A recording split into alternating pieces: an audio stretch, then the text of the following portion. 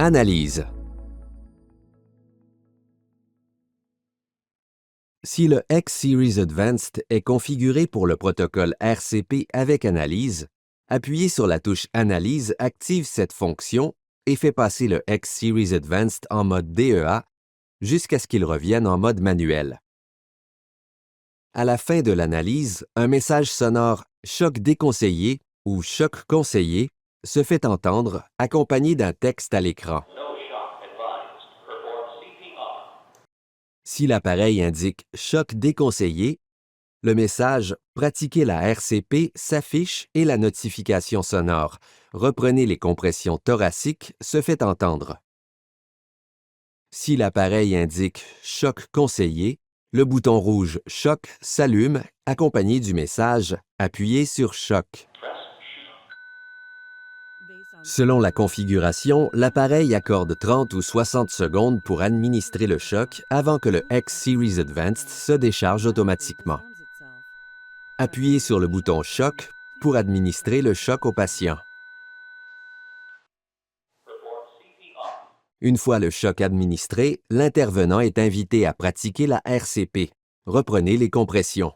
Si des électrodes de RCP Zoll sont utilisées, la technologie Real CPR Help est activée pour aider à fournir une RCP de grande qualité aux patients. Le X-Series Advanced continue d'inviter à effectuer des cycles de RCP de 2 minutes suivis d'une analyse et d'un message « Choc conseillé » ou « Choc déconseillé ».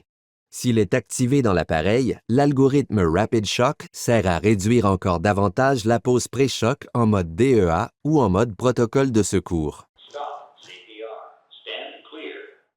L'algorithme d'analyse Rapid Shock fournit une décision de choc rapide ou de non-choc. Remarque, Rapid Shock n'est offert qu'en mode adulte et lorsque des électrodes de RCP Zoll sont utilisées.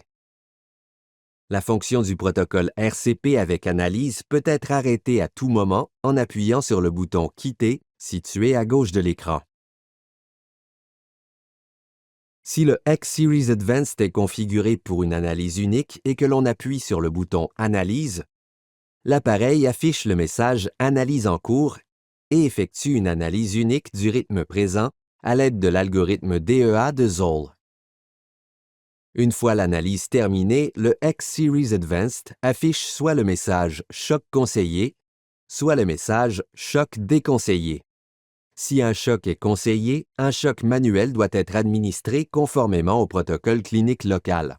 Contrairement à la fonction du protocole RCP avec analyse, l'analyse unique ne précharge pas et n'invite pas à administrer un choc. L'appareil demeure en mode manuel et le choc doit être administré manuellement.